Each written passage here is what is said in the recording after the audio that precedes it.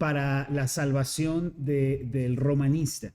Un romanista tiene más de 40 dogmas de fe que son todos ellos vinculantes a su salvación. Es decir, tienen que creerse, tienen que aceptarse y practicarse para que pueda uno ser verdaderamente salvo. Ya ustedes leyendo la Biblia dirán, ¿no? Ya ustedes a su consideración lo dejo.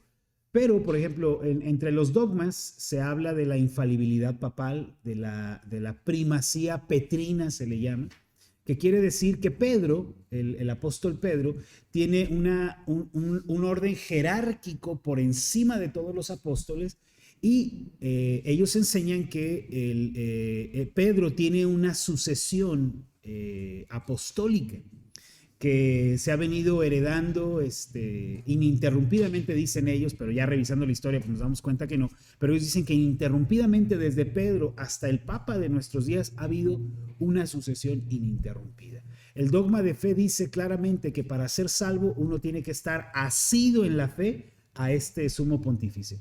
Es decir, tú necesitas creer en todo lo que conlleva la existencia de un papa. Es infalible, es vicario de Cristo, es cabeza de Cristo aquí en la tierra, perdona pecados. O sea, tienes que creer todo esto para ser salvo. ¿Por qué? Porque ese dogma es vinculante a tu salvación. Otro dogma de fe es, por ejemplo, la mariología. La mariología, ¿no? O sea, hay que creer en todo lo que la iglesia dice sobre María. ¿Y qué dice la iglesia católica romana sobre María? Bueno, pues empezando con la Inmaculada Concepción, ¿no? Ella fue concebida sin pecado.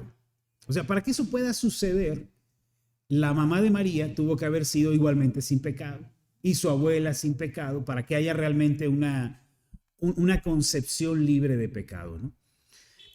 María no solo fue concebida sin pecado, sino que también enseña el romanismo que ella es virgen perpetuamente. ¿Sí? Ella es virgen para siempre, no tuvo más hijos, ¿no? Además de todo esto, María es intercesora, corredentora y asunta al cielo. ¿Qué quiere decir? Que María no vio muerte, sino que fue llevada a la gloria. ¿Sí? Así como Elías, así como Enoc en el Antiguo Testamento, igual María. Ahora, este es un dogma de fe. Si tú no crees esto, dice el romanista, tú no puedes ser salvo. ¿Sí? Fíjate todo lo que la tradición le ha sumado. Es como estar poniendo cargas y cargas y cargas y cargas sobre la fe. ¿Para qué? Para que pueda ser salvo. Cuando leyendo las escrituras, tú encuentras algo muy diferente. Encuentras algo como, por ejemplo, Romanos 10:10, el que invocar el nombre del Señor. Tan sencillo como eso. O afirmaciones apostólicas. Fíjate las afirmaciones apostólicas. Y me remito a Pedro, por ejemplo, en Hechos 4:12, frente al Sanedrino, frente a los ancianos de Israel. ¿Qué les dice Pedro? En ningún otro hay salvación, porque no hay otro nombre bajo el cielo dado a los hombres en el que podamos ser salvos. Una afirmación apostólica. Eso lo dice Pedro. Vamos a Juan. ¿Sí? ¿Qué dice Juan? Juan dice, el que tiene el Hijo, tiene la vida. El que no tiene al Hijo, no tiene la vida. O sea, tener a Cristo es tener vida eterna. Eso lo dice en su primera epístola. Si te vas a su evangelio, al evangelio de Juan, encuentras, por ejemplo, en Juan 3:36, que el que cree en el Hijo tiene vida eterna. El que rehúsa creer en el Hijo no verá la vida, sino que la ira de Dios está sobre él. Ya tenemos una afirmación apostólica de Pedro, una afirmación apostólica de Juan. Vamos a Pablo. Remítanse a Pablo. ¿Sí? Primera carta de Timoteo, capítulo 3, Pablo le dice a Timoteo, porque hay un solo Dios y un solo mediador entre Dios y los hombres, Jesucristo, hombre. Párale de contar. Pero la tradición romana ha venido imponiendo a lo largo de los años más y más cargas, más y más cosas, ¿no? ¿Sí? Para poder ser salvos. Otro dogma de fe vinculante a la salvación, el famosísimo purgatorio. ¿Sí? Todas las almas van al purgatorio. ¿Sí? Y para salir de ahí hay que hacer buenas obras, etcétera. ¿Sí? Pagar lo que debemos. Entonces, fíjate cómo el romanismo, pues es Obviamente ellos se identifican con la Iglesia Católica, ellos se identifican con el cuerpo de Cristo a lo largo y ancho del mundo, pero nosotros no podemos aceptar eso. ¿Por qué? Porque va en contra de la Escritura, no es la enseñanza apostólica, ¿sí? Además, ¿sí? Pues ¿cómo cree usted que se construyó la Basílica de San Pedro? ¿Cree usted que cayó del cielo? Que no, hermana. La Basílica de San Pedro se construyó a punta de limosnas. Y la amenaza era que esas limosnas dadas a la iglesia eran para sacar a las almas del purgatorio. Fíjense la treta de la iglesia romanista. Y hasta el día de hoy, hermana, o sea, tú puedes comprarte tus licencias, ¿no? Si tienes dinero, o sea, imagínate hasta qué punto ha llegado esto. Han hecho de la salvación una cuestión económica, porque aquí el que tiene dinero, ¿sí? El narco, el político corrupto, paga y ¿qué? Ya la hizo. Pero el que no tiene dinero, hermana, el que no tiene cómo costearse una indulgencia, no, pues ahí sí le va a tocar difícil, ¿no? Ahí sí va a estar difícil, ahí sí trabájele. Pero, a ver, nuevamente me remito a esto. ¿Esa fue la enseñanza de los apóstoles? ¿Esa fue la enseñanza del Señor Jesús? ¿Te das cuenta cómo se ha pervertido el evangelio? Y por eso, nuevamente, hermanas, como lo hemos venido diciendo en las últimas semanas, la necesidad de una reforma. Necesitamos reforma.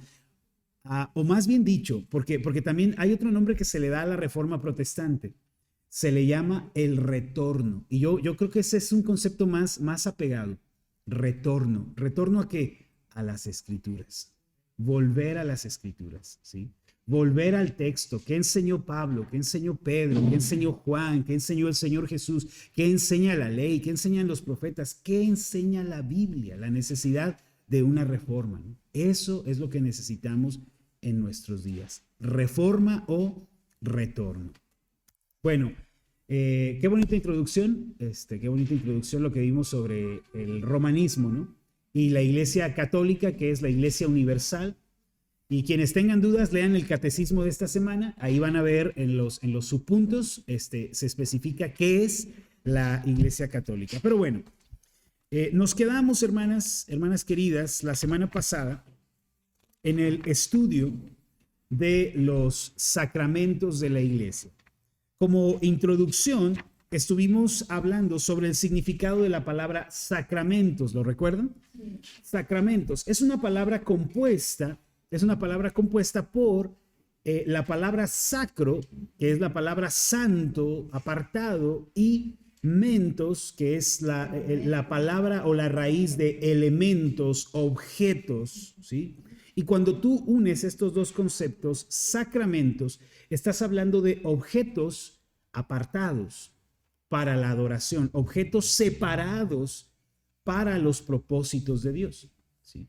Y estuvimos también analizando los 7 sacramentos de la iglesia tradicional romanista, ¿sí? Entre ellos hablamos del bautizo, ¿te acuerdas? La palabra bautizo, a diferencia de bautismo, son dos conceptos muy diferentes. Bautizo, a la confirmación, ¿sí? Que involucra la primera comunión, la confesión también o la penitencia, ¿sí? Tú tienes que, eso está considerado como un sacramento, el confesarte, el ir a confesarte, ¿no? Cuarto, el matrimonio. El matrimonio es considerado por la iglesia tradicional como un sacramento, aunque a la luz de la Biblia y de la historia, pues vemos que el matrimonio no es ningún sacramento, es algo dado a la humanidad, como se le da el sol, como se le da la lluvia, pues es un medio dado por Dios para la reproducción, para que el hombre siga existiendo sobre la tierra, ¿no? Y en ese contexto se casan impíos y justos, ¿sí? No es un sacramento de la iglesia, ¿sí? ¿Dónde está la confusión o por qué Roma hizo del matrimonio un sacramento? Porque cuando tú lees el texto en griego, y por eso yo recomiendo el diccionario interlineal que se compró la hermana Alma, cómprenselo, hermanas, de verdad, si pueden, el diccionario interlineal de César Vidal, un maestro de griego. La palabra que Pablo usa en Efesios 5 cuando habla del matrimonio, y en 1 Corintios 7, cuando aborda el tema del matrimonio, él dice que esto es un misterio. Lo llama misterio, ¿sí? Y la palabra griega es mysterium, ¿sí? pero la tradición ha cambiado la palabra mysterium, algo que es misterioso, algo que requiere mucha atención, mucho análisis para su entendimiento, eso es un misterio, debe ser resuelto. Han cambiado la palabra mysterium por sacramentum, que no es la palabra que se usa en el idioma griego allí, ¿sí? Y por eso han dicho, no, el matrimonio es un no mysterium, sino sacramentum, y de ahí la confusión. Después del matrimonio viene la ordenación, ¿sí? La ordenación, que es si alguien quiere ser sacerdote, se tiene que ordenar y eso es también un sacramento, ¿no? Número 6, la extremaunción o los santos óleos, ¿sí? Ya cuando la persona va a morir, tiene que venir el sacerdote, el cura, a darle los santos óleos, ¿no? ¿Cuál es el otro que se me está olvidando? Ya mencioné 6. La Eucaristía o la comunión, ¿no? Participar de la hostia sopeada, decíamos la semana pasada, ¿se acuerdan? Bueno, hermanas, vimos estos 7 sacramentos porque, bueno, es importante, hermana, es muy importante que tú te sitúes en el contexto en el que estás viviendo. A mí me preguntan, pastor, pero ¿por qué? Por ejemplo, tuvimos el viernes, no sé quiénes asistieron al estudio de la confesión de fe, pero estudiamos los libros apócrifos, ¿sí? Esos 7 libros que tiene la Biblia católica, que aparecen por lo general en la Biblia latinoamericana, en la Vulgata latina, en la traducción Nácar Colunga, aparecen esos 7 libros y nos preguntan, bueno, ¿y por qué estudiaron los libros apócrifos, no? ¿Cómo? Bueno, ¿sabes por qué? Porque vivimos en una cultura altamente romanista, altamente católica romana. Y si tú como protestante, querida hermana, tú como mujer reformada, no puedes presentar defensa a esos argumentos, ¿sí? Mira, un argumento que le presentan a la gente, yo lo he visto mucho, ¿no? Se convierte una persona en una familia que es totalmente católica, se convierte a la fe. Y esta persona, trátese de un hombre o una mujer, empieza a hablar de su fe con sus familiares, ¿no? Y dentro de los muchos argumentos que le van a decir, te lavaron el cerebro, ya fanático, mil cosas. Uno de los argumentos que le van a decir es, tu Biblia está recortada, le van a decir. Tu Biblia está tuneada, ¿no? Te la truquearon tu Biblia. Te le quitaron 7 libros, ¿no? Te van a decir. Y te van a presentar ese argumento y te van a decir, mira, la razón por la que eres católico, eres protestante es porque a tu Biblia le quitaron libros. Bueno, para eso hay que estudiar esos libros y hay que confirmar si de verdad el catolicismo apostólico romano que se profesa el día de hoy surge de esos 7 libros que nos hacen falta. Y cuando los estudiamos nos damos cuenta de que no. Bien podrían estar en la Biblia protestante, que no lo están, pero bien podrían estar ahí y no hacer ninguna diferencia. Porque lo que hace al romanista ser romanista no son esos 7 libros. Pero ¿sabes cuál es el problema? Que el protestante no conoce su fe, no sabe por qué está protestando y dice, no, pues sí, me quitaron libros, ¿no? Y empiezan a generarse dudas, conflictos, penas y al rato está bien confundido el protestante. No sabe ni qué cree, porque la iglesia a la que le van nomás le dan una hora de concierto, ¿no? Una hora de música y lo entretienen a nivel musical y lo encandilaron con las luces nomás, ¿no? Se subió un brother ahí a dar un discurso motivacional y lo entretienen nomás, pero nunca le dan sustancia, nunca le dan fe, nunca le dan doctrina. Por eso el cristiano está bien confundido, no sabe quién es, ¿sí? ¿Por qué estudiar por ejemplo, estos 7 sacramentos? ¿Por qué estudiar los libros apócrifos? ¿Por qué entender la tradición romana? ¿Sabes por qué? Porque hay que presentar defensa por lo que creemos. ¿De dónde venimos, no?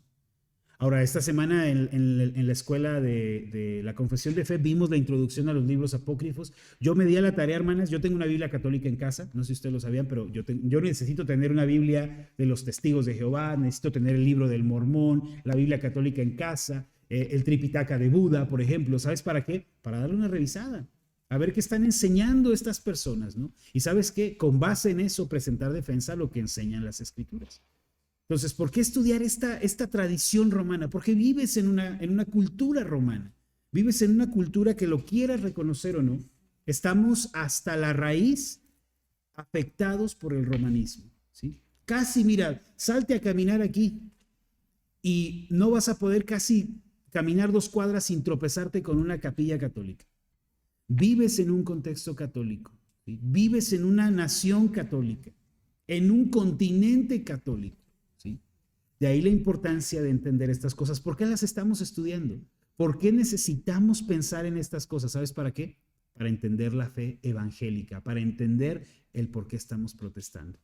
¿De qué se trata nuestra fe reformada? De allí, ¿sí?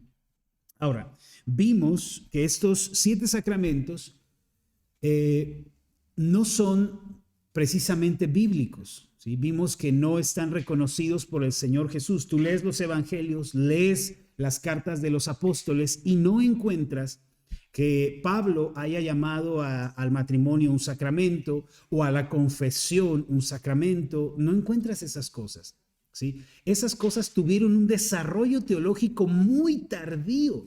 Por ejemplo, ¿sí? Es hasta el siglo VI, ¿sí? Siglo VI, que se empieza a hablar de la perpetua virginidad de María. Fíjate, ¿hasta qué siglo? 6 siglos después de los apóstoles empieza a surgir esta idea de que María es inmaculada, ¿no? Se empieza a elevar a María. La confesión auricular se asienta como dogma de fe, ¿sí? Como algo vinculante a la salvación hasta el siglo XI. Fíjate nada más la brecha de tiempo que hay. Algo que los apóstoles no enseñaron, el fenómeno del teléfono descompuesto, ¿sí? Entonces, ¿por qué descartamos estos sacramentos? Porque no se conforman a la enseñanza de Cristo y de los apóstoles. Ahora, bíblicamente, Cristo enseñó solo 2 sacramentos. ¿Cuáles fueron? Bautismo, y es lo que vamos a ver el día de hoy, y Santa Cena. Pero vamos a ver estos 2 sacramentos en su contexto. ¿Qué significan? ¿Sí? ¿Cuál es su práctica correcta? ¿Cómo es que se debe aplicar realmente estos sacramentos? Vamos a ver también algunas posturas que existen alrededor de estos sacramentos. Por ejemplo, cuando llegamos al tema de la Santa Cena, ¿no? Quizás no lo sabías y quizá la palabra que voy a usar sea la primera vez en toda tu vida que la vayas a escuchar, aunque fuiste católica por décadas quizá, el concepto de la transubstanciación. ¿La habías escuchado alguna vez? La transubstanciación. Fíjate a qué punto hemos llegado, ¿no? Pero esa palabra, la transubstanciación, es la doctrina católica sobre este sacramento. ¿Qué enseña la transubstanciación? Es una perspectiva, se le llama hiperrealista del sacramento, que dice, cuando el sacerdote toma la hostia y la levanta, la consagra, en ese momento ocurre un milagro. Sucede un milagro, ¿sí? ¿Cuál es ese milagro? Que ocurre una transubstanciación. Transubstancia. Hay una transformación en la sustancia, ¿sí? Por fuera no ha pasado nada, ¿sí? Los accidentes externos no han cambiado en lo absoluto, pero interiormente hay una realidad espiritual. Esa hostia se ha convertido verdadera y plenamente en la carne de Cristo. Ahora, esa es la doctrina católica, hiperrealista. La hostia es verdadera y totalmente la carne de Cristo. ¿Sí? Nada cambió externamente, pero sus accidentes fueron transmutados o transubstanciados. Esa hostia dejó de ser una hostia normal y ahora es carne verdadera de Cristo. ¿Sí? A esa perspectiva se le conoce como el hiperrealismo. La gente cree realmente que está comiendo el cuerpo de Cristo, ¿sí?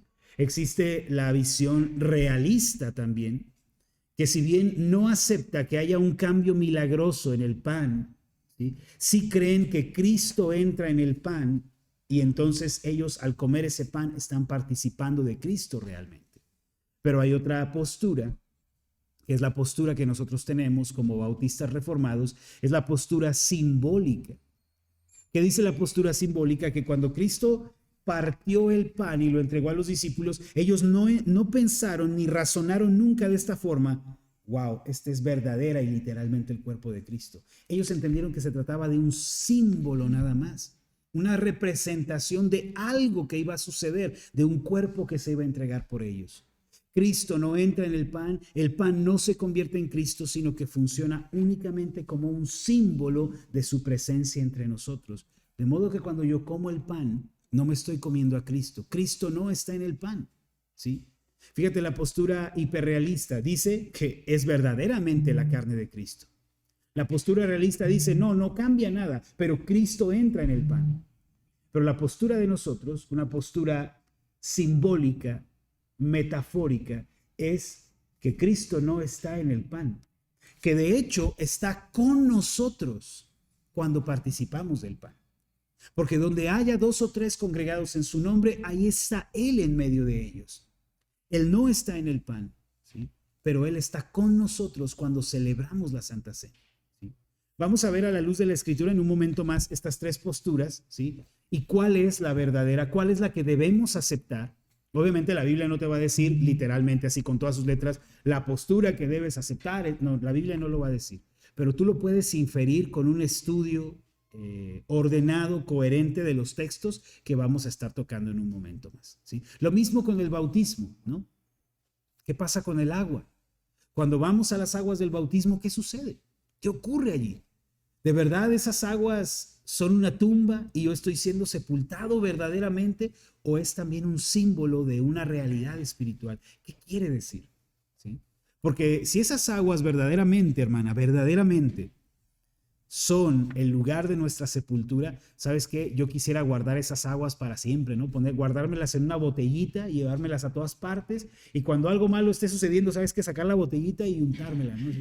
¿Por qué? Pues es que, hermana, si verdaderamente es algo santo, no lo podemos dejar pasar. ¿Me explico? Vamos a ver a la luz de la Escritura los 2 sacramentos que reconoce nuestra iglesia, nuestro magisterio, nuestra doctrina, ¿sí? Y con magisterio me refiero a la palabra maestros, lo que nuestra confesión de fe enseña. ¿Cuáles son esos 2 sacramentos? Bautismo y Santa Cena. Estas 2 son las prácticas que el Señor Jesús instituyó, que dijo que debían hacerse para los creyentes. Vamos primero al bautismo. Y según recuerdo, la semana pasada nos introdujimos el significado de la palabra bautismo, ¿lo recuerdan? Dijimos que la palabra bautismo es inmersión, mientras que la palabra bautizo es la palabra aspersión, ¿sí? Y la palabra usada tanto por Cristo como por los apóstoles fue la palabra bautismo, que es inmersión. Cuando tú lees, por ejemplo, que en el libro de los Hechos, ¿no? Felipe bautizó al eunuco. Vengan conmigo a Hechos capítulo 8, solo para usarlo como ejemplo. Hechos capítulo 8.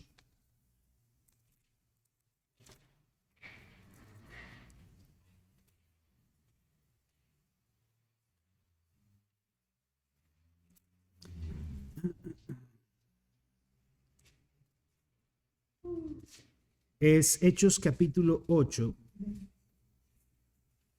desde el versículo 35, dice, entonces Felipe, y Felipe es uno de los diáconos de la iglesia, un predicador, es llevado por el Espíritu al desierto, se encuentra con un funcionario de Candace, un eunuco, le predica el evangelio y dice, entonces Felipe, abriendo su boca y comenzando desde esta escritura, desde el pasaje de Isaías que está arriba, le anunció el evangelio de Jesús. Fíjate esto, Felipe le testifica, comenzando desde Isaías, dice, desde ahí parto mi recorrido para llegar a Cristo. Esos son predicadores, hermana, que profundizan, ¿no? Que te pueden tomar desde Adán si tú quieres, pero te llevan al evangelio. Te agarran desde Isaías y te llevan al evangelio. Cualquier cosa para ellos deriva en la predicación del evangelio.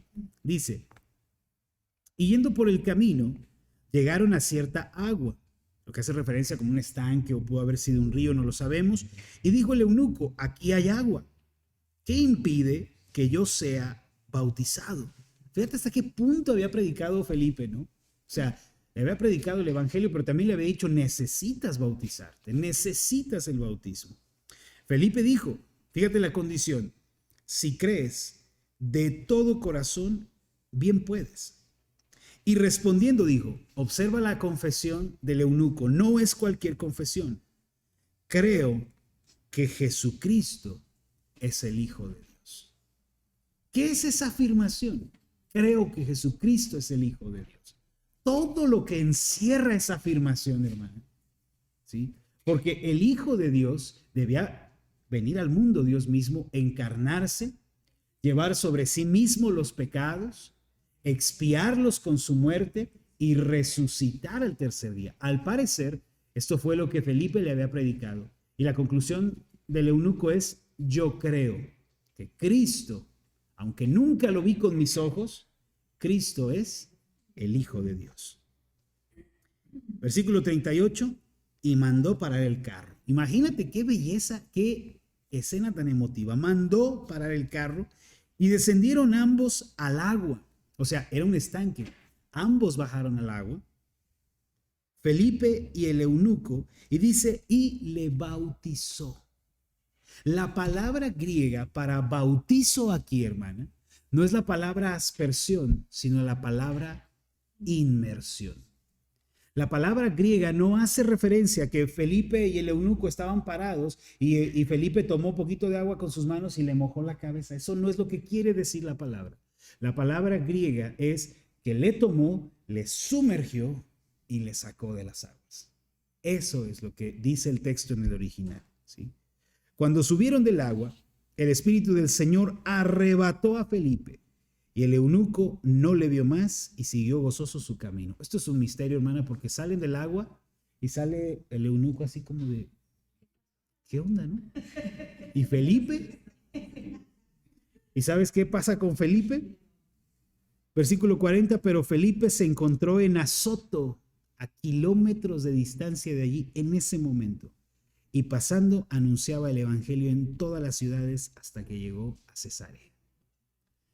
No te puedo decir más del texto, el texto dice lo que dice. Felipe está en un punto geográfico en el bautismo. En cuanto sale el eunuco, él es traspuesto a otro lugar y ahí dice, ah, caray, todavía mojado me lo imagino, ¿no? ¿Qué hago aquí? Pues a predicar el evangelio, ¿no? A seguir con la labor que estamos haciendo.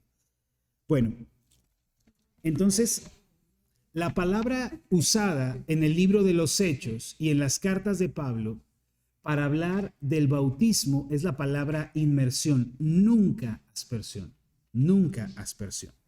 Aquí en la página 70 encontramos el punto número 2 que se titula tipos de bautismos. Es importante, queridas hermanas, saber, ¿sí? Saber qué son los bautismos. Para sorpresa de muchas de las que están aquí, en la Biblia solo hay 2 bautismos. En un momento más te voy a hablar de una incógnita que queda de pronto pendiente en algunos que dicen, ¿qué pudo haber pasado? No, a ver, explíquenos esto. Tenemos, número 1, el bautismo de Juan. Juan el Bautista. Número 2, el bautismo de Cristo. Aunque ambos tienen que ver con agua, tienen que ver con inmersión, no son lo mismo, ni son para las mismas personas, como lo vamos a ver en un momento más. Pero hay uno tercero, que quizá por ahí hayas escuchado mencionar, que a veces se malinterpreta, el bautismo en el Espíritu Santo. ¿Lo habéis escuchado? El bautismo en el Espíritu Santo. Y hay un chasco alrededor de este último. De hecho, toda una denominación del cristianismo ha ido por esa vertiente, pensando que hay una experiencia aparte de la salvación que el creyente tiene que vivir. Es como una experiencia, es muy subjetiva desde luego porque queda a la experiencia de cada uno. Es una experiencia personal, es una experiencia de éxtasis hasta cierto punto, ¿sí? Y ese bautismo con el Espíritu Santo, muchos dicen, es que todo cristiano ha nacido de nuevo, pero todavía tiene que ser bautizado en el Espíritu Santo. Bueno, también vamos a ver esa expresión y nos vamos a dar cuenta que no, que en realidad los pasajes que hablan del bautismo en el Espíritu Santo están hablando de la salvación o la regeneración en sí. Que ser bautizado en el Espíritu Santo es ser regenerado en realidad, es haber nacido de nuevo. Lo vamos a ver, pero vamos primero a estos 2 tipos de bautismos que son en agua, ¿sí? Y que la Biblia nos menciona. El primero es el bautismo de Juan a orillas del Jordán. Vengan conmigo al Evangelio de Mateo, capítulo 3, por favor. Mateo, capítulo 3. Hay quienes dicen que el bautismo del Espíritu Santo es tener una experiencia así como de éxtasis, pero por una mala interpretación y un problema de exégesis bíblica, se ha separado esa experiencia del propio nuevo nacimiento. No es lo mismo, ¿sí? Todo creyente verdadero, todo nacido de nuevo, ya ha sido bautizado en el Espíritu Santo. Vamos a ver, ¿sí? Solo para poder salir de dudas. Mateo, capítulo 3, si son tan amables, Mateo capítulo 3. Versículo 1, para agarrar contexto, para agarrar desde ahí y que no haya dudas.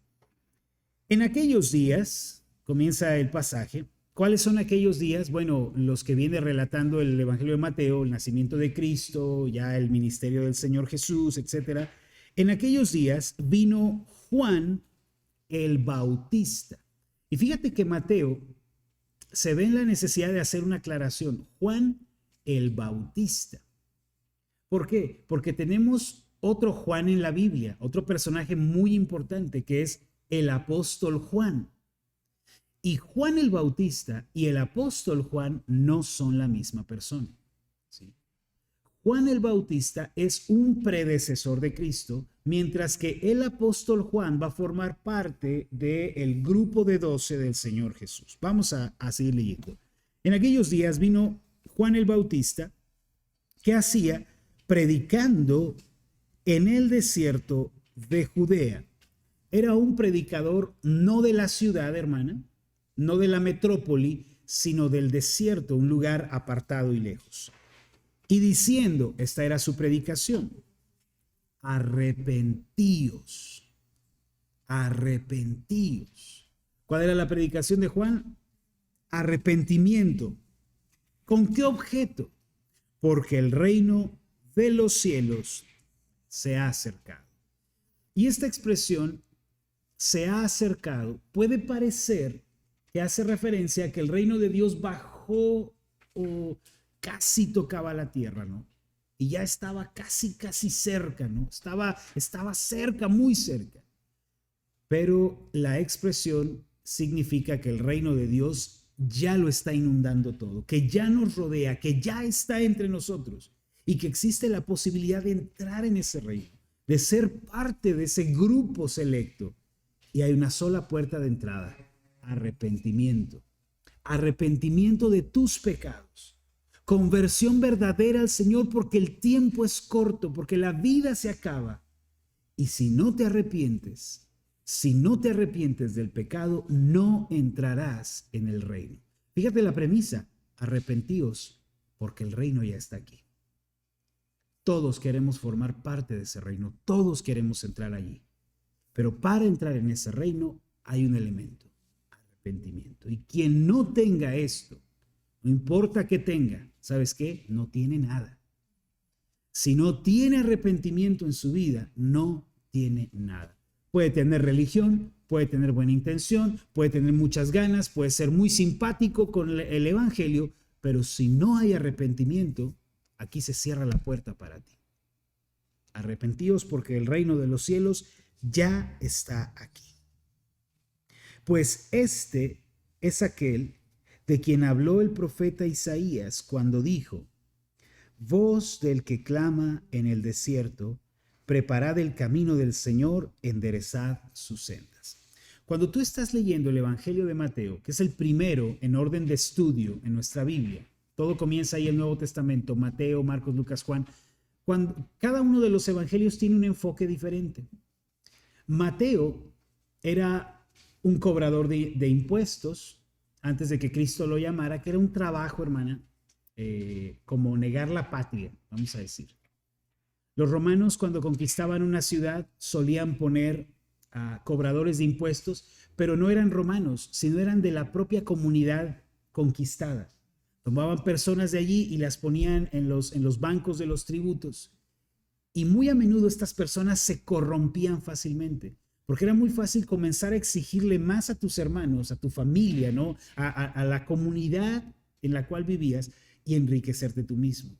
Y al parecer, Mateo, que su nombre original era Leví, era uno de estos cobradores de impuestos. Que cuando Cristo vino y lo llamó, este hombre dejó todo, abandonó ese oficio para seguir a Cristo, para ser un discípulo del Señor. Este Leví, este Mateo, convertido a Cristo, ¿sí? Convertido en uno de los 12 apóstoles, cuando Cristo muere y resucita, él tiene un fervor. Él quiere que sus hermanos judíos, fíjate el contraste, un día fue ladrón de ellos, pero ahora les quiere devolver a manos llenas con el evangelio. Y la razón por la que Mateo escribe este evangelio es para su pueblo judío. ¿Cómo lo sabemos? ¿Por qué sabemos esto?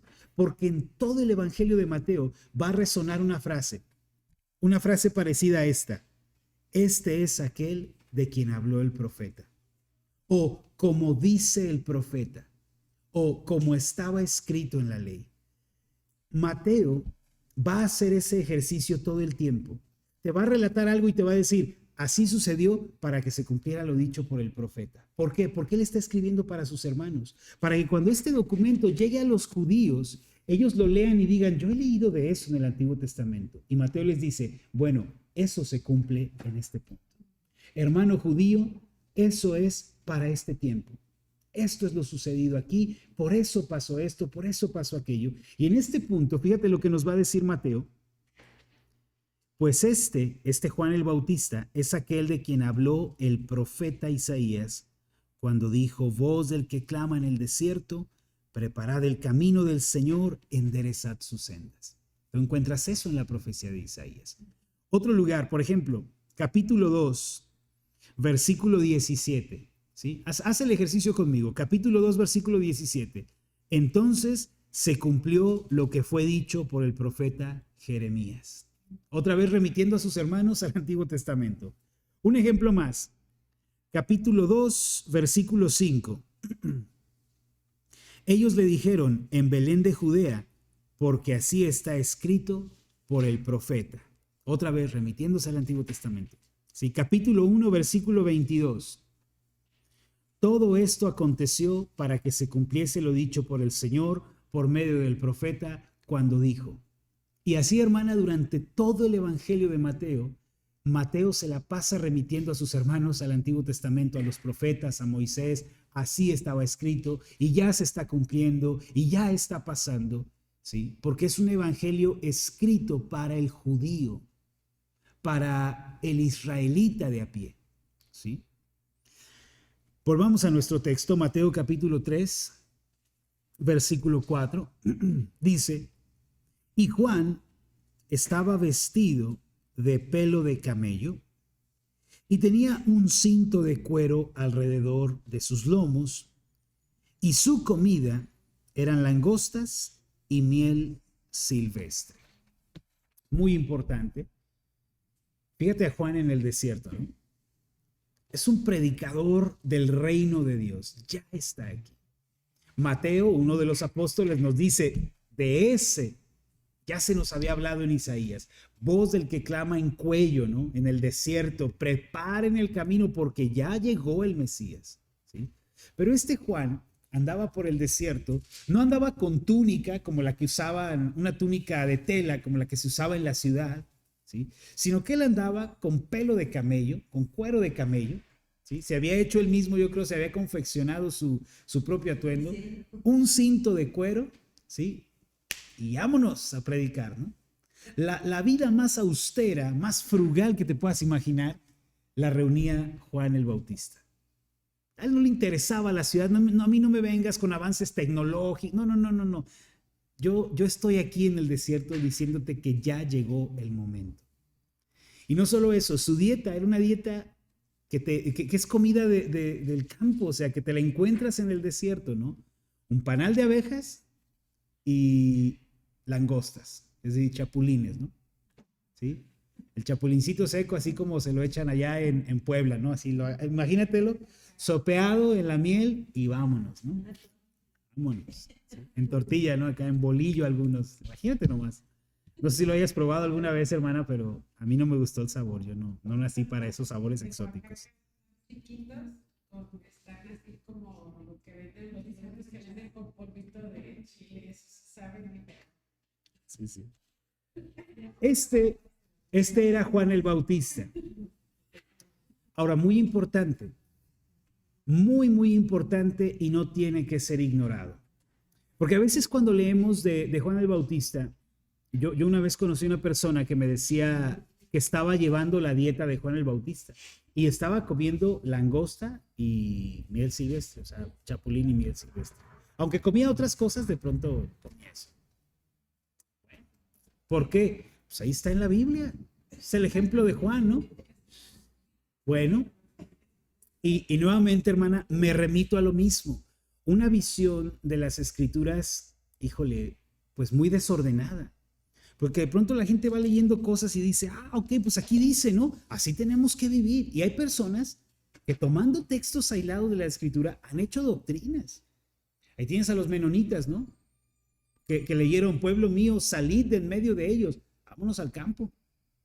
Sí, ahí están en el campo, con su propia comunidad, haciendo su propia vida. ¿Por qué? Porque la Biblia dice, salid de ellos, salid de ellos. ¿Y ellos qué dijeron? Pues tenemos que apartarnos. Fíjate, un versículo aislado de la escritura puede llevar a errores bien terribles si no tienes una lectura ordenada y coherente del texto. Juan el Bautista no es presentado aquí como un modelo de vida para nosotros. ¿Por qué? Porque según la escritura, Juan va a ser el último de los profetas. El orden profético, como se entendió en el Antiguo Testamento, termina con la persona de Juan el Bautista. Eso de levantarse como Isaías o como Ageo o como Malaquías y usar esta expresión, así dice Jehová, o vino a mí palabra de Jehová diciendo, esa época, ese periodo de tiempo termina y culmina con Juan el Bautista. No sé si fue en esta clase o fue en otra clase donde leímos este pasaje de la escritura donde se dice que todos los profetas profetizaron hasta Juan. ¿Sí? Ahora vamos a buscar el pasaje, me imagino que está aquí mismo en Mateo capítulo 4.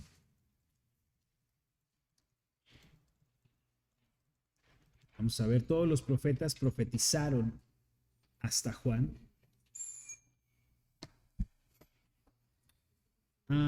Perdón, es capítulo 11, de aquí de Mateo capítulo 11, versículo 13. Vamos a ver, Mateo 11.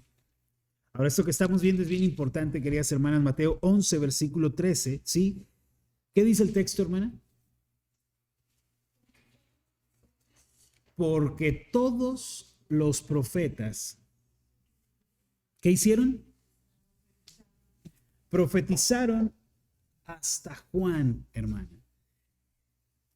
Todos los profetas y la ley profetizaron hasta Juan.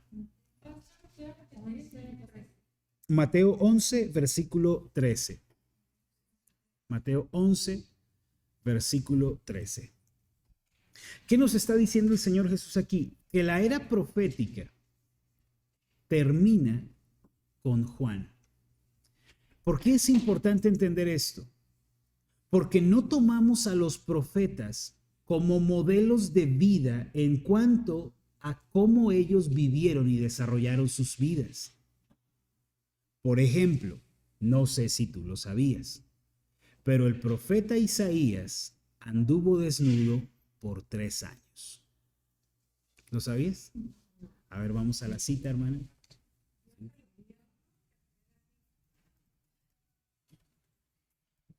Solo por darte algunos ejemplos. Isaías capítulo 20.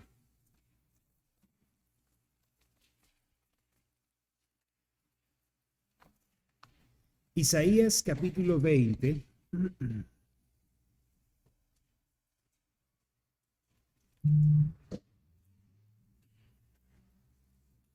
Sí, Isaías capítulo 20.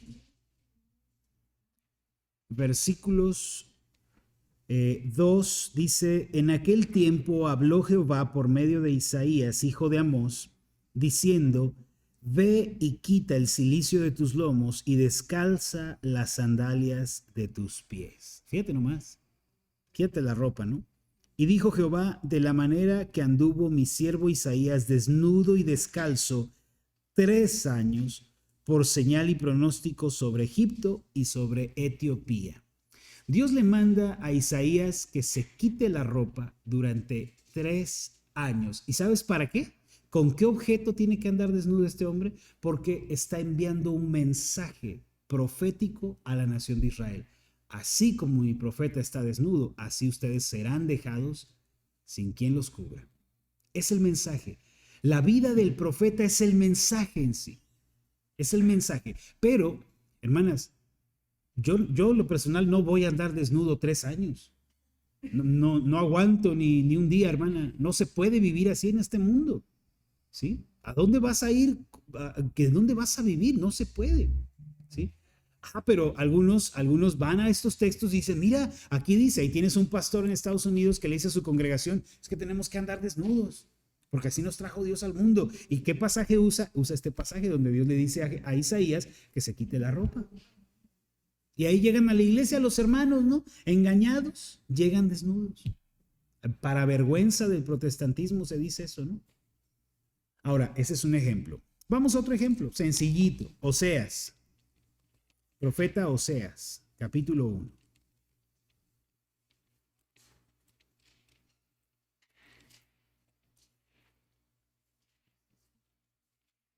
Oseas, capítulo 1. Versículo 2. ¿Lista, hermana? Oseas, capítulo 1, versículo 2. El principio de la palabra de Jehová por medio de Oseas. Dijo Jehová a Oseas, ve, tómate una mujer fornicaria e hijos de fornicación, porque la tierra fornica apartándose de Jehová. Dios le manda a Oseas esto. Oseas, ve, busca esposa. Y Oseas, gracias Señor que llegó el tiempo de casarme, estoy tan feliz, pero le dice el Señor, pero tienes que ir a buscar a tu esposa en donde se reúnen las prostitutas. Tu esposa va a ser una prostituta. Imagínate la cara que habrá puesto Oseas, ¿no? ¿Por qué? Además de tomar una mujer prostituta por esposa, también vas a tener hijos con esa prostituta, ¿sí? ¿Y qué quiere decir esto? Bueno, dice el Señor, porque la tierra fornica apartándose de Jehová. ¿Te das cuenta? La vida del profeta era el mensaje a comunicar. Dios se valía de la vida del profeta para enviar un mensaje. Juan el Bautista es el último de los profetas. ¿Qué quiere decirnos esto? Que su vida, el cómo está viviendo, no es un modelo a imitar, porque no imitamos a Isaías en su desnudez, no imitamos a Oseas en su casamiento y tampoco imitamos a Juan el Bautista en donde vivió y cómo vistió, porque el lugar en donde él vivió y el cómo vistió es un mensaje en sí mismo. Él está enviando un mensaje con su vida. Por eso cuando llegas al Nuevo Testamento, hay que entender dónde termina la era del Antiguo Testamento y por qué terminó. Dios ya no va a volver a hablar a través de los profetas como lo hizo en el tiempo de los profetas antes de la venida del Mesías, ¿sí? ¿Cómo lo sabemos? ¿Cómo sabemos que Dios ya no va a hablarnos de esa forma? Hebreos capítulo 1. Porque hoy te vas a encontrar cada cosa, hermana. Y yo como pastor pues tengo que advertirte, ¿no? Para que no llegues el domingo vestida de camello, ¿sí? Con en lugar de cilantro en los dientes una patita de cucarachita, ¿no? De saltamontes. No, hermano, no me llegues así, por favor. No me rompas mi corazón, hermano. Hebreos capítulo 1, versículo 1. ¿Estás lista? Dice el texto. ¿Sí? Hebreos 1:1. Dios, habiendo hablado muchas veces y de muchas maneras en otro tiempo a los padres por los profetas. ¿Cómo operó Dios en ese tiempo? Les habló de muchas maneras. Ahí tienes a Isaías desnudo, a Oseas casándose con una prostituta, a Juan vistiendo pelo de camello. Dios habló de muchas maneras en otro tiempo a los padres por los profetas, pero ahora, hermana, fíjate esto, en estos postreros días, en estos tiempos últimos, nos ha hablado por el Hijo, a quien constituyó heredero de todo y por quien asimismo hizo el universo. La manera, el sistema por el cual Dios hablaba en el Antiguo Testamento cesó. Dios ha enviado su último mensaje a la humanidad. ¿Y cómo lo envió? En la persona de su Hijo. Todo lo que vimos en la ley, todo lo que vimos en los profetas, todo lo que vimos en los salmos, todo lo que se nos habló en el Antiguo Testamento, ese sistema de hablar, de interpretar y de entender la religión terminó con la persona de Cristo. Y Dios mismo se encarnó para ser Él mismo el mensaje. Por eso, hermana, es que ya no estamos esperando nuevas revelaciones, ni nuevas profecías, ni que ángeles desciendan del cielo y nos den nuevos mensajes. ¿Por qué? Porque Dios ya nos dijo todo lo que había que decir sobre Él, sobre la eternidad, sobre la salvación, y nos lo dijo a través de la persona de su Hijo Jesucristo. Si Cristo no es suficiente para ti, hermana, nada lo va a hacer. Por eso aquí enfrentamos una cuestión: conformarnos a lo que ya se nos dijo, quedarnos con lo que ya nos fue hablado, ¿sí? Mateo capítulo 3. Una vez aclarado el meollo de por qué Juan vestía como vestía y vivía donde vivía, que eso era un mensaje en sí mismo, no un modelo para el cristianismo, dice el versículo 5 de Mateo capítulo 3. Y hasta este punto, queridas hermanas, ¿estamos claros? Perfectísimo. Vamos, versículo 5. Y salía a él Jerusalén. ¿Qué quiere decir esto? Que la gente de Jerusalén salía de la ciudad a encontrarse a este predicador en el desierto. Y toda Judea, que es de donde vienen los judíos. Y toda la provincia de alrededor del Jordán. Ahora, pastor, ¿y dónde está eso? Bueno, al final de tu Biblia te vas a encontrar unos dibujitos muy, muy interesantes. No sé si alguna vez los hayas explorado. Estos dibujitos de aquí, mira. ¿Los habías visto alguna vez en tu Biblia? Por allá por error. Bueno, es aquí, hermana, en estos mapas ilustrados, que muchas veces vienen a colores, donde tú te puedes ubicar de dónde fue que sucedieron las cosas. Cuando el escritor dice un lugar o señala una región, sabes que tú puedes ir a buscarla al mapa, va a estar allí, ¿sí? Los editores de nuestras Biblias tuvieron a bien incluirnos estos mapas para ubicarnos geográficamente en dónde era que estaban sucediendo las cosas. En este mapa, por ejemplo, yo tengo este mapa que es Israel en el tiempo de Jesús. Vienen las ciudades. Tengo por aquí donde está Galilea de los gentiles, el mar de Galilea, el Jordán, etcétera, ¿sí? Entonces dice la Biblia que la gente de Jerusalén, de Judea y de las provincias de alrededor salían a encontrar a Juan en el desierto. Versículo 6. Y eran bautizados por él en el Jordán, confesando sus pecados. Nuevamente, la palabra bautismo aquí es inmersión. Él los sumergía en el Jordán, ¿sí? Todas estas personas que venían y escuchaban su predicación daban un paso hacia adelante y decían: Juan, a mí, yo quiero ser bautizado. ¿Y qué decía Juan? Venga, lo vamos a bautizar. ¿Y qué hacían? Se bautizaban, fíjate, confesando sus pecados. ¡Qué tremendo! Imagínate a Juan ahí en el Jordán, vestido con su pelito de camello, su cinturoncito de cuero, viene de echarse unos tacos de langostita y ahora está haciendo su trabajo. Vienen las personas, les predica: arrepiéntanse porque el reino de Dios está aquí. Y de entre la multitud sale un adúltero: yo me quiero bautizar, párese aquí a la par conmigo, confiésele a todo el pueblo su pecado y lo voy a bautizar.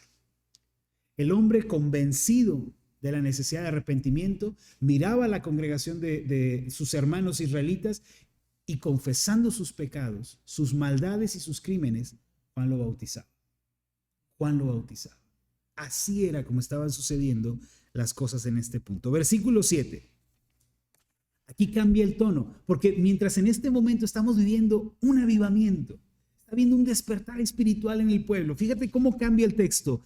Al ver él, es decir, Juan, que muchos de los fariseos y de los saduceos, que son dos sectas dentro del judaísmo, los fariseos y los saduceos, venían a su bautismo.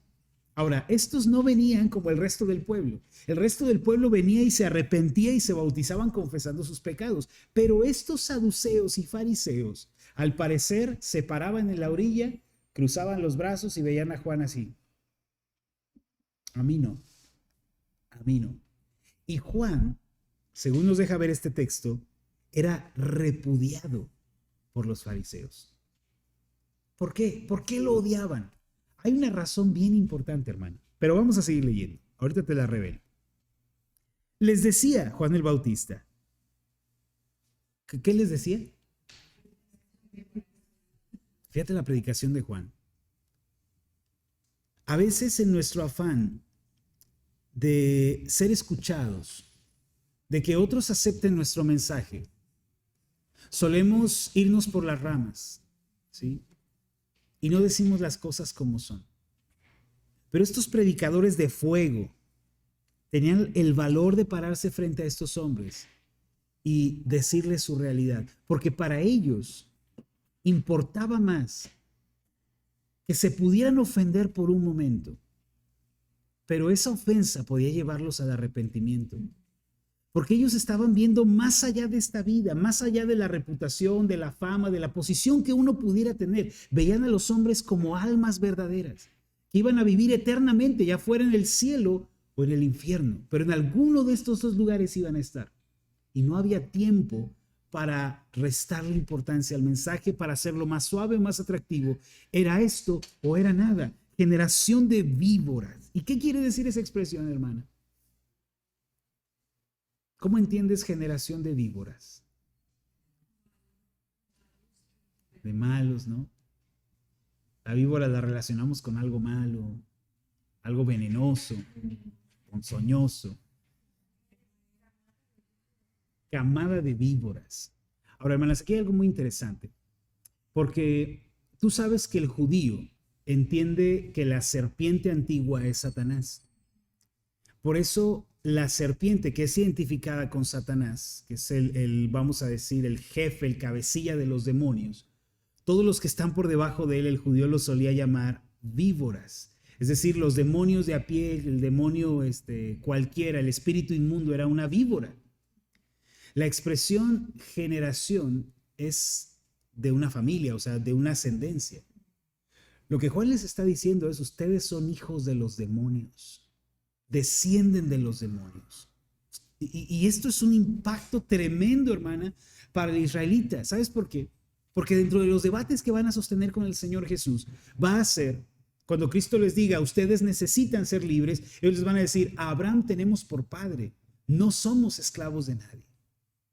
Ellos creían que por tener la sangre de Abraham en sus venas, por tener una ascendencia judía, ¿no? Pura, pura sangre, vamos a decir, o como Pablo, de la tribu de Benjamín, o sea, un israelita de veras, ellos pensaban que por tener esa ascendencia eran salvos. Pero aquí Juan el Bautista y el Señor Jesús les van a sacar de su error. Les van a decir, el hecho de que Abraham sea tu ancestro no te garantiza y de ningún modo indica que tú seas salvo. Tú necesitas una experiencia diferente para ser verdaderamente pueblo de Dios. Otra manera de decirlo es que ustedes no son el pueblo de Dios. Fíjate el mensaje. O sea, ¿qué crees que va a hacer un fariseo cuando escuche eso?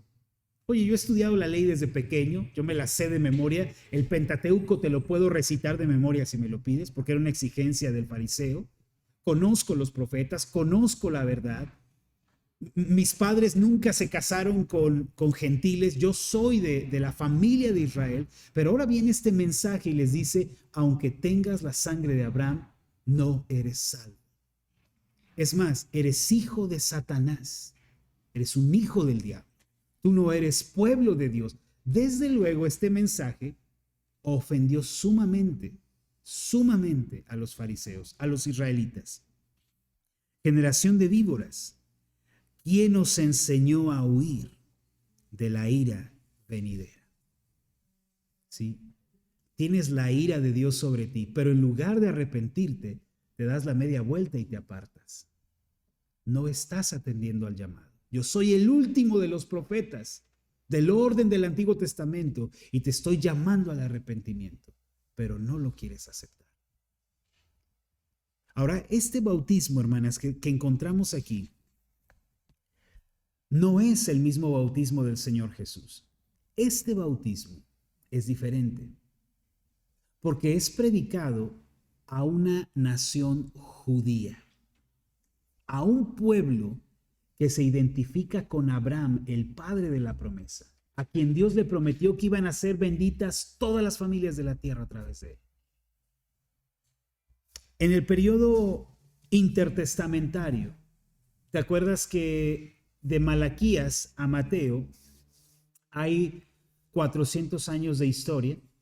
400 años de historia desde Malaquías a Mateo. Para ti, pasar del Antiguo al Nuevo Testamento es darle vuelta a una página, pero históricamente pasaron 400 años desde Malaquías hasta Mateo.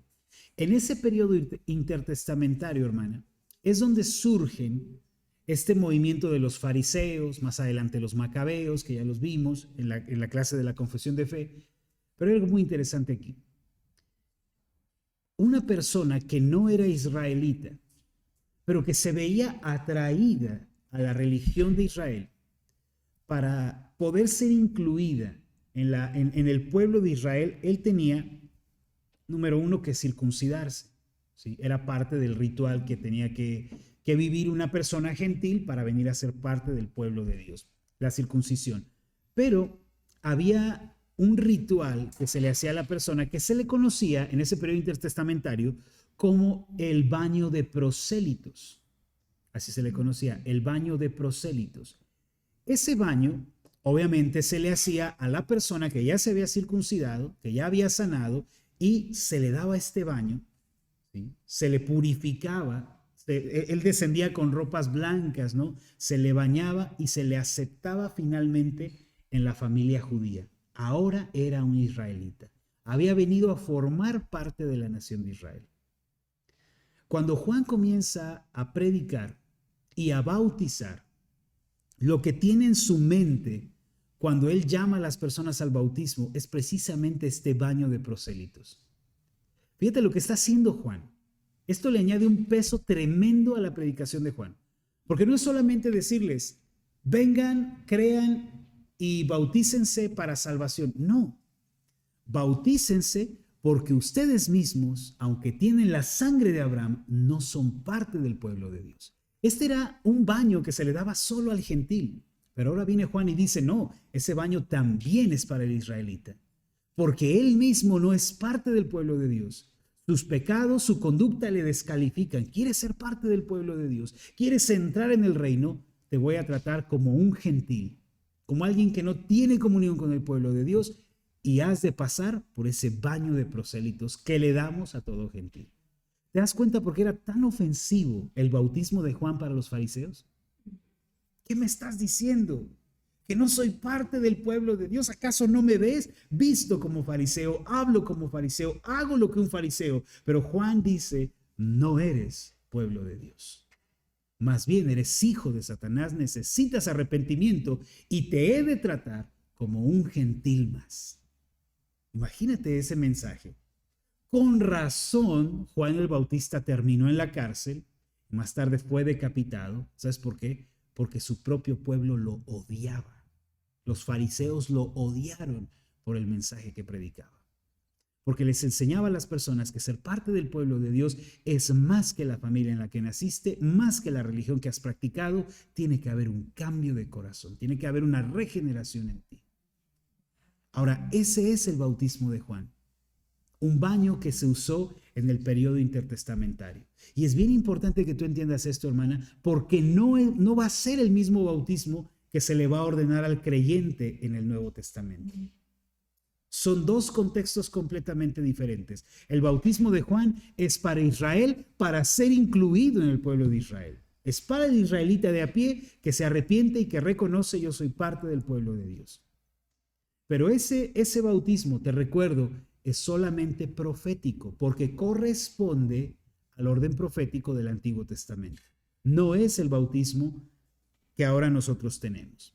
Ahora, hasta este punto, queridas hermanas, está un poco más claro el concepto del bautismo de Juan y por qué no es el mismo bautismo que nosotros practicamos. Ahora sí, acompáñenme a nuestro bautismo. ¿Cuál es nuestro bautismo? Bueno, tenemos el bautismo de Mateo capítulo 28. Fíjate que el Evangelio de Mateo comienza con un bautismo, pero termina con otro. Comienza con el bautismo de Juan, pero termina con el bautismo del Señor Jesús. Mateo capítulo 28, versículo 18. Y Jesús se acercó y les habló diciendo: toda potestad me es dada en el cielo y en la tierra. Salud. Por tanto, id, vayan, ya que tengo la autoridad en el cielo y en la tierra, dice Cristo, vayan y hagan discípulos a todas las naciones.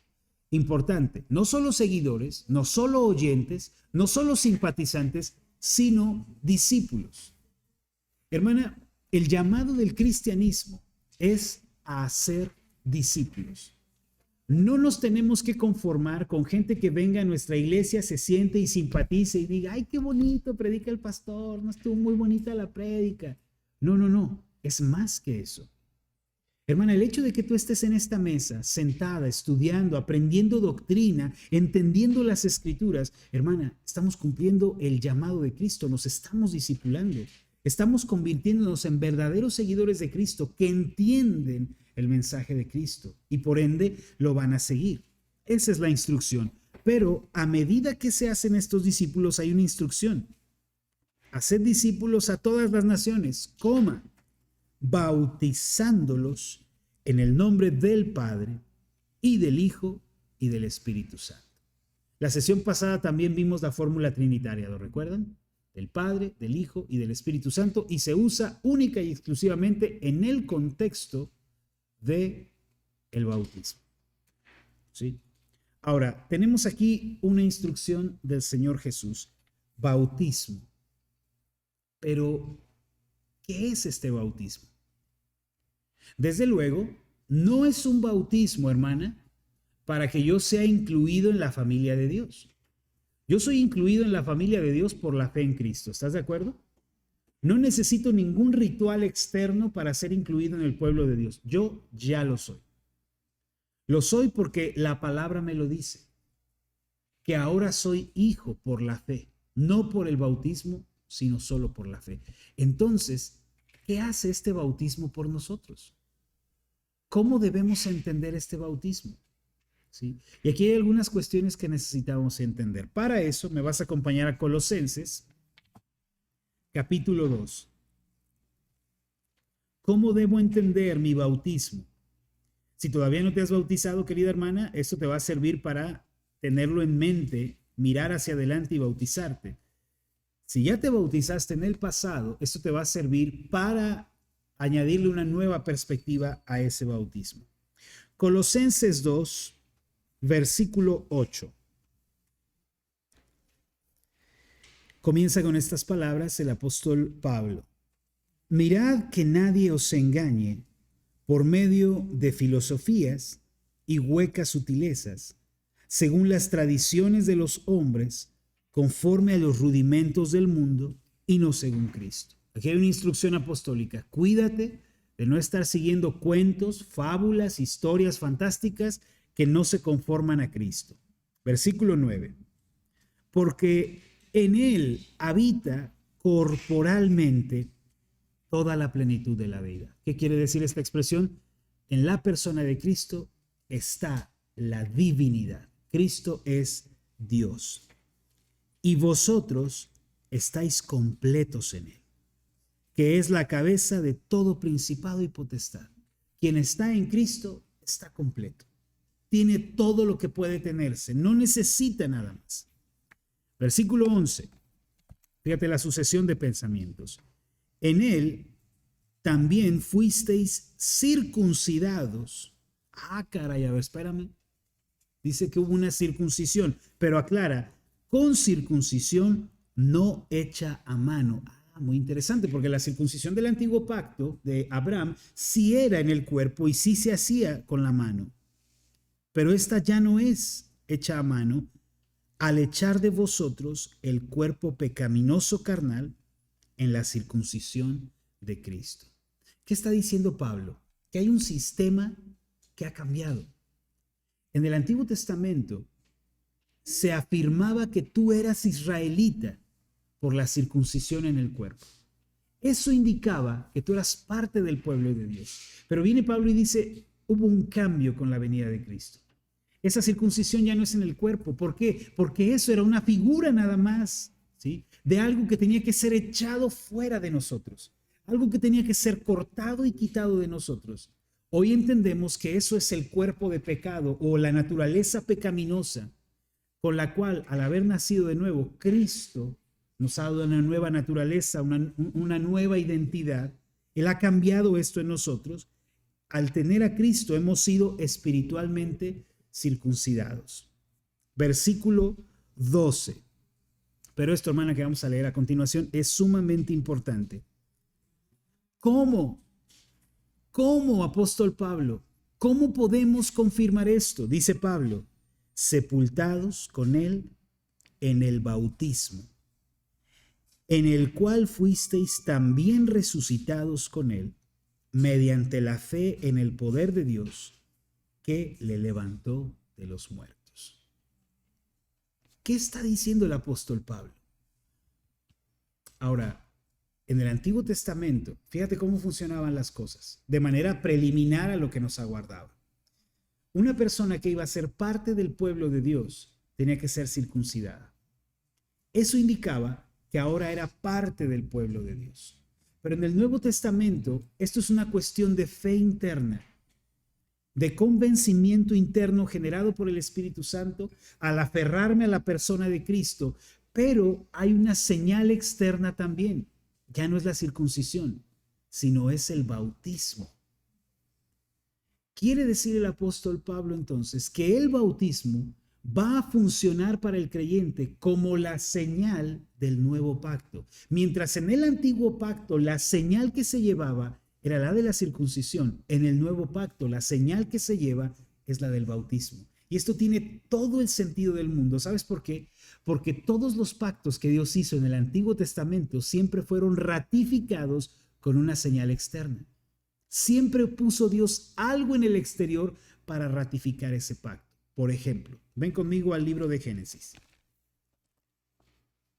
Corroboremos que en el Antiguo Testamento, cuando Dios hizo un pacto, puso igualmente una señal.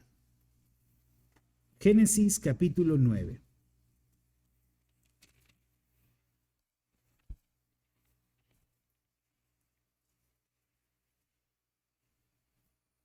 Versículo 8. La premisa aquí es que Dios pone siempre una señal externa al pacto.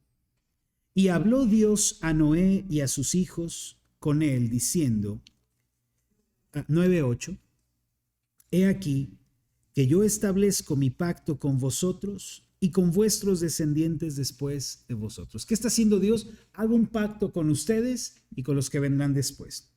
Y no solo con ustedes, sino con todo ser viviente que está con vosotros, aves, animales, toda bestia de la tierra que está con vosotros, desde todos los que salieron del arca hasta todo animal de la tierra. Estableceré mi pacto con vosotros, y estos son los términos del pacto: no exterminaré ya más toda carne con aguas de diluvio, ni habrá más diluvio para destruir la tierra. Fíjate que en el pacto siempre tenemos al que hace el pacto, que en todo caso es Dios, nunca el hombre. El hombre nunca entra en pacto con Dios, es Dios quien lo hace.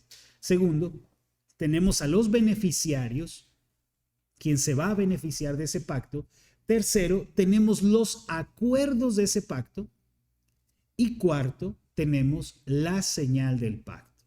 Una vez más, para que tomes nota. Número 1, Él, el que hace el pacto.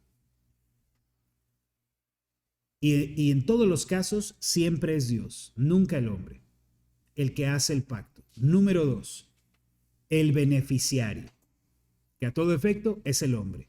¿Sí? Tercero, los acuerdos del pacto. ¿En qué consiste el pacto? Y cuarto, ¿sí? La señal. Todas las veces, hermana, que encuentres a Dios haciendo un pacto, presta atención a estas 4 cosas. Número 1, ¿quién hace el pacto? Número 2, ¿quién es el beneficiario? Número 3, ¿cuál es el acuerdo del pacto? Y número 4, la señal del pacto. ¿Sí? Tenemos en Génesis 9 a Noé. Ya tenemos a Dios haciendo el pacto, tenemos al beneficiario que es Noé, que son sus hijos y todos los animales. Número 3, tenemos los acuerdos que dice Dios al final del versículo 11, ni habrá más diluvio para destruir la tierra. Versículo 12, y dijo Dios, esta es la señal del pacto que yo establezco entre mí y vosotros. Fíjate Dios qué hace. A ver, ya hice un pacto, ya tengo todo lo demás, pero aquí viene algo muy importante, mi señal para ustedes. Una señal. Esta es la señal del pacto que yo establezco entre mí y vosotros y todo ser viviente que está con vosotros por siglos perpetuos. Mi arco he puesto en las nubes, el cual será por señal del pacto entre mí y la tierra. ¿Qué dice Dios? Voy a poner este arco de colores en el cielo, que es el arco iris para nosotros. Ese evento, hermana, ese fenómeno meteorológico que vemos nosotros, está allí como recordatorio de un pacto que Dios hizo, no solo con su pueblo, porque este es un pacto para toda la creación. No los volveré a destruir con agua. Voy a ver mi arco en las nubes y me acordaré del pacto que hice. 4 cosas. ¿Quién hace el pacto? Beneficiario del pacto, acuerdos del pacto y ratificación del pacto. ¿Sí? Este es uno de los pactos que tú encuentras en el Antiguo Testamento. También, por ejemplo, el pacto que Dios hizo con Adán, ¿sí? Cuando lo forma y le dice, de todos los árboles del huerto podrás comer, pero del árbol del conocimiento del bien y del mal no comerás, porque el día que de él comieres ciertamente morirás. Ahí está Dios haciendo un pacto. Ahí está Adán, que es el beneficiario del pacto. Si obedece, vivirá para siempre. Se le dan también los términos, si pecas, morirás, ¿sí? Se le da el acuerdo de qué se va a tratar. Y cuarto, se le da la señal, la muerte, que si fallas a este pacto, habrá muerte. ¿Sí? Vamos a uno más. Génesis capítulo 17.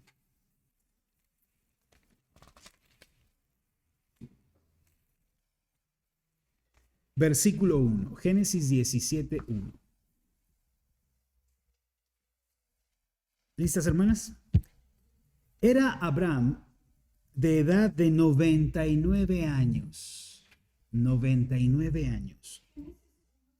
Génesis 17, 1.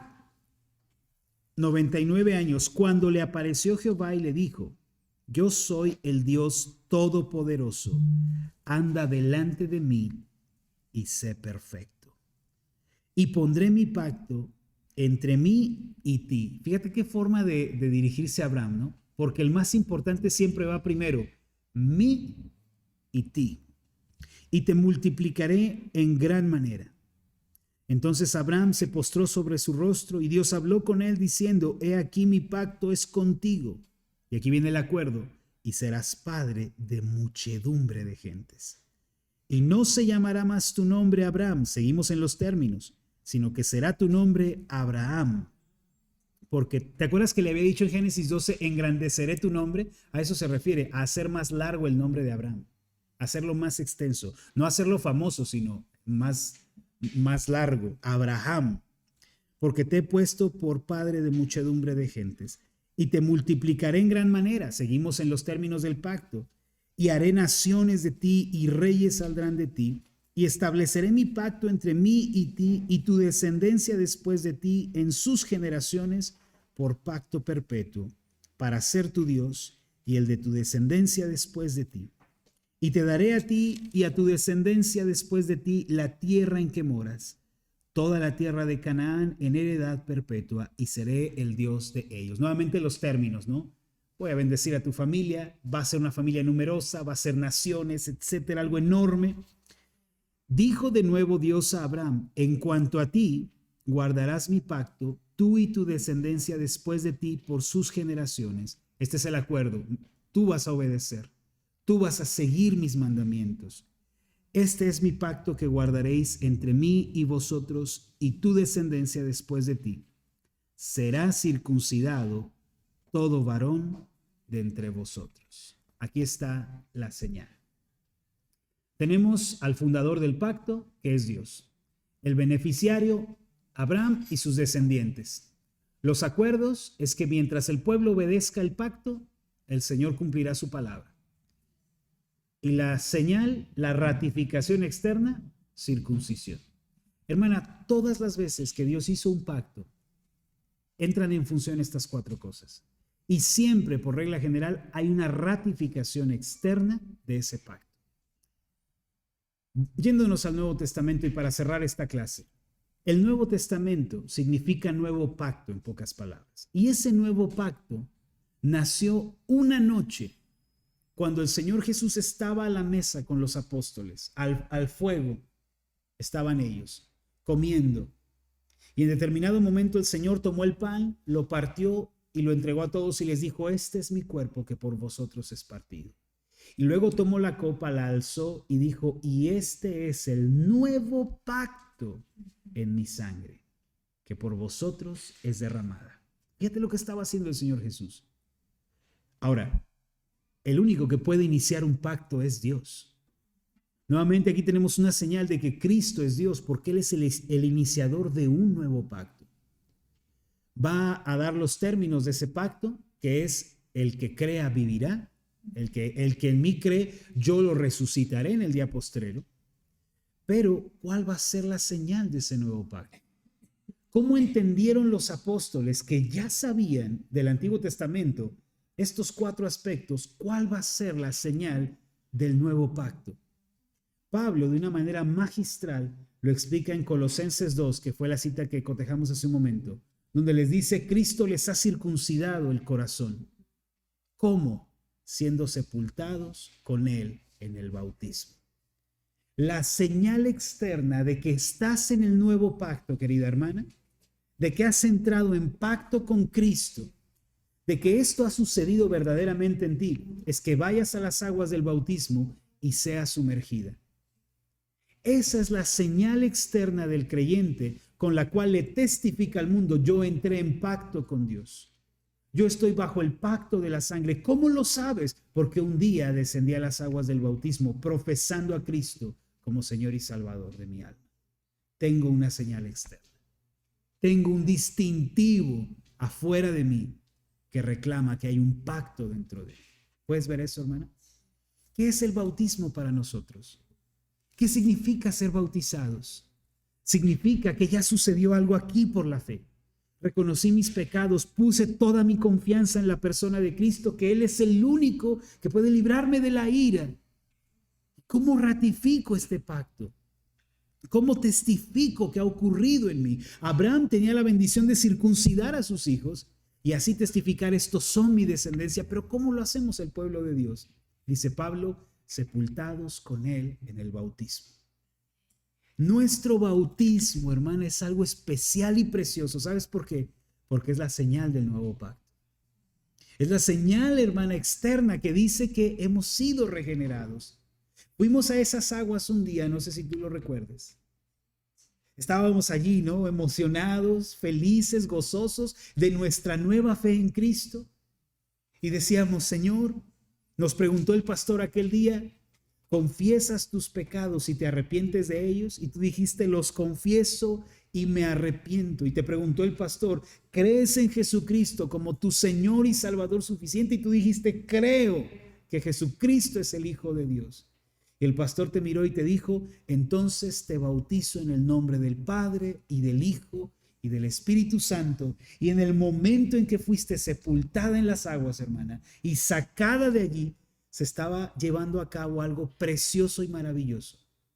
Estaba ratificando el pacto que había tenido lugar en tu interior primero. Este bautismo, si te das cuenta, viene siempre después de la fe. Por eso no podemos bautizar a un niño. ¿Qué le vamos a hacer a un niño? ¿Cómo vamos a ratificar un pacto con él si no ha entrado todavía en la nueva vida? ¿Lo puedes ver? ¿Qué es nuestro bautismo? ¿Qué es ser bautizados? Va más allá, hermana, que un evento que hizo la iglesia, que un atuendo especial que usaste ese día, que la emoción que sentiste. Estabas respondiéndole al Todopoderoso: he entrado en pacto contigo. Este bautismo es la señal de que hay un nuevo pacto entre Dios y yo. Y de que cuando Él venga y llame a resurrección a los muertos, yo resucitaré con ellos también. ¿Puedes verlo, hermana? Qué precioso es el bautismo. A veces se piensa que como ya fuimos bautizados hace 10, 20 años, ya que vamos a ver del bautismo, ¿no? A mí háblenme de otras cosas. Pero es la doctrina de los apóstoles, hermana. La doctrina del Señor Jesús. Y siempre hallamos gozo en estudiar estas preciosas doctrinas. Nos testifican, nos confrontan, nos hablan otra vez de lo que ya sucedió en nuestro interior. De las que están aquí, hermanas, ¿quiénes todavía no han sido bautizadas en la fe trinitaria? ¿Habrá alguna todavía que no? Allá, hijo, próximamente a ti te vamos a bautizar también. ¿Alguien entre ustedes, hermanas, o todas están bautizadas? Creo que esto que acabamos de ver en esta clase, hermanas, les ayuda a tener una nueva perspectiva sobre lo que un día confesaron y profesaron, ¿no? En Cristo. ¿Sí? ¿Y si nos podemos volver a bautizar? Bueno, es una pregunta muy interesante, ¿no?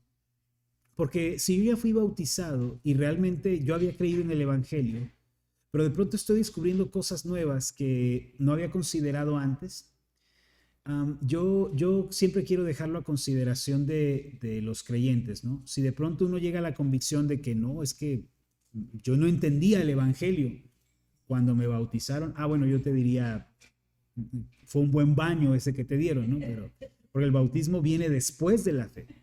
Pero si tú tenías una fe verdadera entonces cuando fuiste bautizada, pero no entendías toda la doctrina que ahora entiendes, eso no hace ninguna diferencia. Fuiste verdaderamente bautizada, solo que sigues descubriendo más cosas de tu fe. Yo lo dejaría a consideración de ustedes, ¿sí? ¿Qué les ha parecido la clase del día de hoy, hermanas? ¿Interesante? Maravilloso. Sí. Hermana Susi, adelante.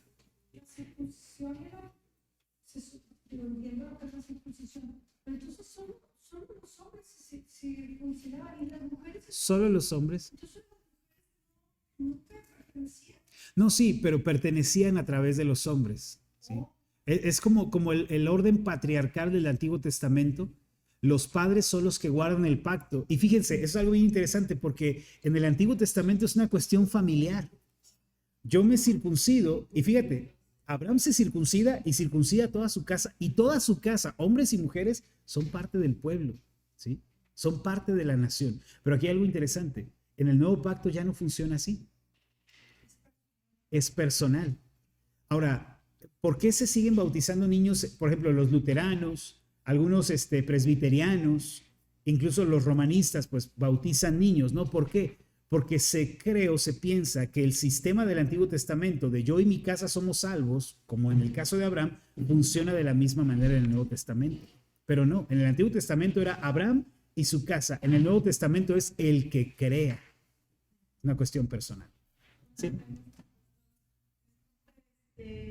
Una persona tan solo porque crea puede bautizarse ya, necesita un discipulado.